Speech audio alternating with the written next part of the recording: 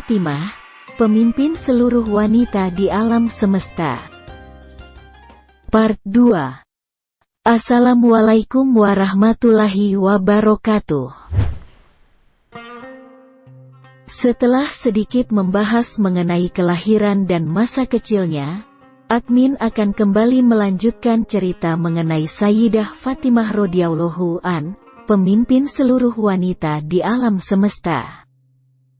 Mulai dari kepribadian, pernikahan, hingga keturunannya, yang dapat menjadi tauladan bagi kita semua.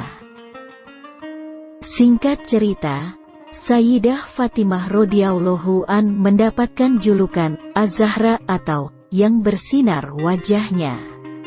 Namun rupanya, julukan Az-Zahra bukanlah satu-satunya gelar yang dimiliki oleh putri bungsu Rasulullah Muhammad Shallallahu Alaihi Wasallam tersebut.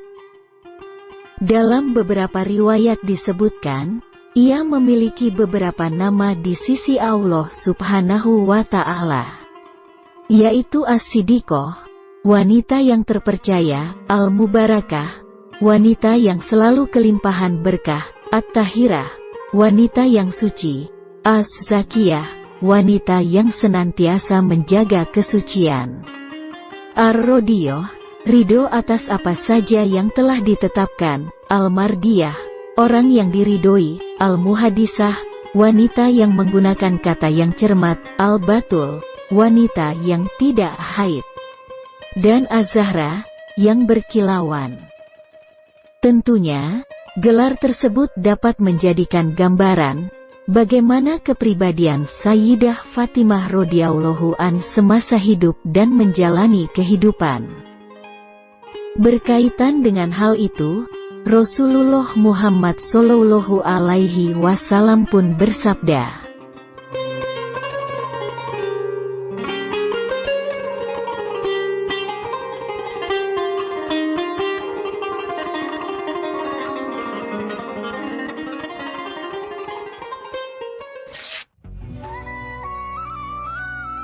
selanjutnya, seperti yang kita tahu bersama, bahwa Sayyidah Fatimah radhiyallahu an telah ditakdirkan oleh Allah Subhanahu wa Ta'ala untuk melengkapi kepingan tulang rusuk dari Sayyidina Ali bin Abi Thalib karramallahu wajhah. Pemuda pemberani, sepupu Rasul, sahabat istimewa Nabi, dan seorang khalifah terakhir dari era Khulafaur Rasyidin, pemimpin besar bagi seluruh umat Islam di dunia.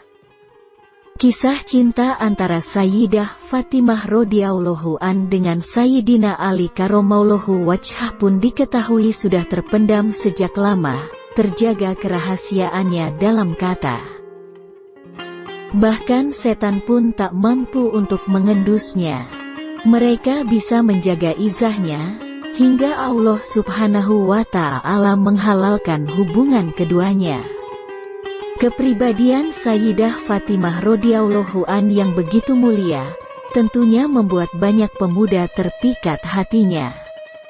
Bahkan beberapa sahabat Nabi, seperti Sayyidina Abu Bakar As-Siddiq dan Sayyidina Umar bin Khattab radhiyallahu anhum secara terang-terangan meminta untuk melamarnya. Namun, tak ada yang bisa melawan apa yang sudah ditetapkan.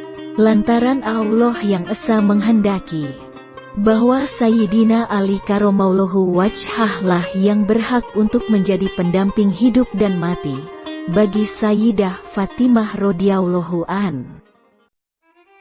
Sayyidina Ali karramallahu wajhah pun mengenang bagaimana kisahnya saat akan melamar Sayyidah Fatimah radhiyallahu an, perempuan mulia yang telah lama diidamkannya.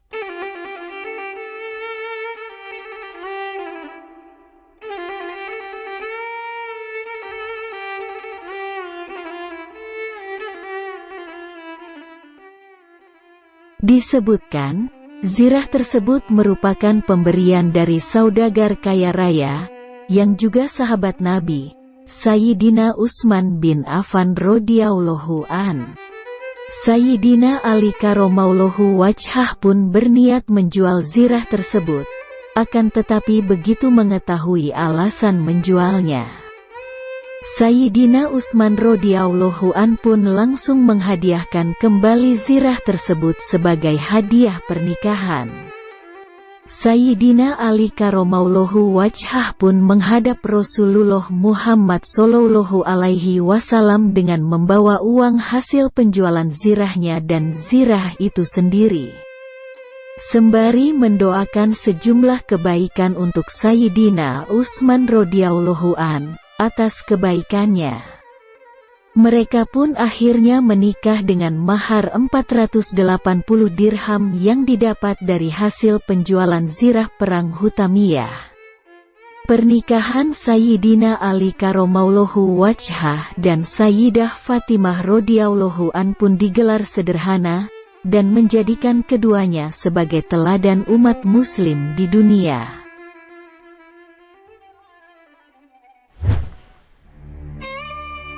Alkisah, suatu hari Sayyidah Fatimah radhiyallahu an kedatangan seorang musafir dengan maksud memohon pertolongan, yakni dengan meminta pakaian dan makanan.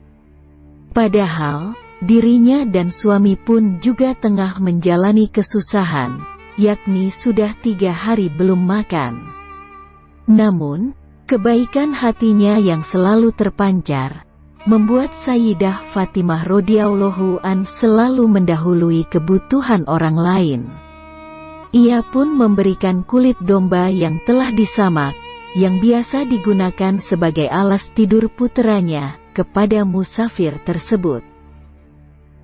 Tak berhenti sampai di situ, Sayyidah Fatimah radhiyallahu an juga memberikan kalung pemberian dari pamannya, Sayyidina Hamzah bin Abu Thalib radhiyallahu an, untuk dijual, agar musafir tersebut mendapatkan suatu kebaikan yang lebih.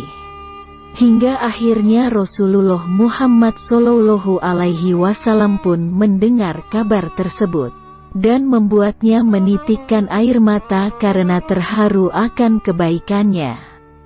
Salah satu sahabat Nabi, Ammar bin Yasir radhiyallahu an, yang turut mendengar cerita si musafir tersebut, dengan tanpa ragu, membeli kembali kalung tersebut dengan harga 20 dinar, dan ditambahkan pakaian dan seekor unta.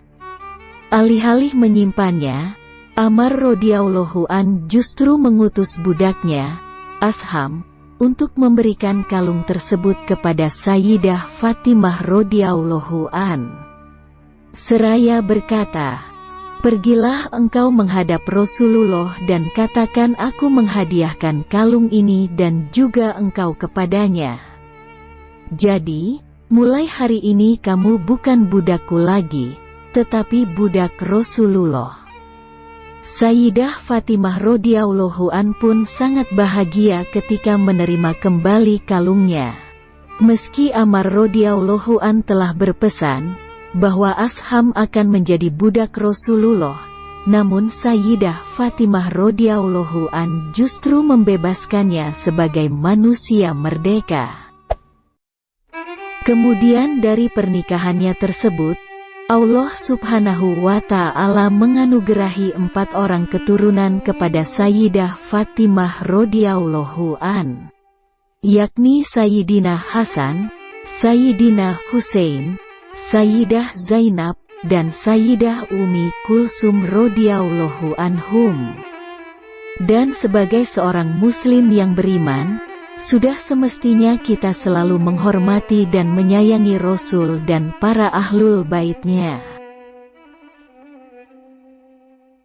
وَقَرْنَ فِي بُيُوتِكُنَّ وَلَا تَبَرَّجْنَ تَبَرُّجَ الْجَاهِلِيَّةِ الْأُولَى وَأَقِمْنَ الصَّلَاةَ وَآتِينَ الزَّكَاةَ وَأَطِعْنَ اللَّهَ وَرَسُولَهُ إِنَّمَا يُرِيدُ اللَّهُ لِيُذْهِبَ عَنكُمُ الرِّجْسَ أَهْلَ الْبَيْتِ وَيُطَهِّرَكُمْ تَطْهِيرًا.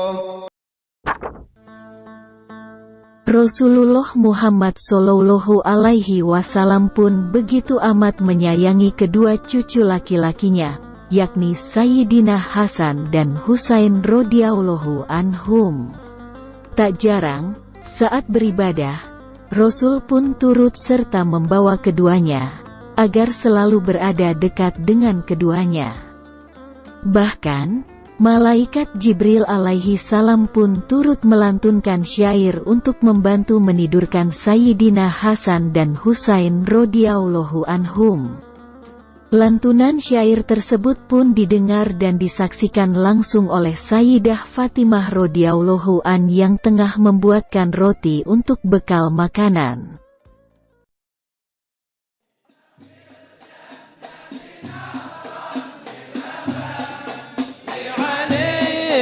وحسين وحسن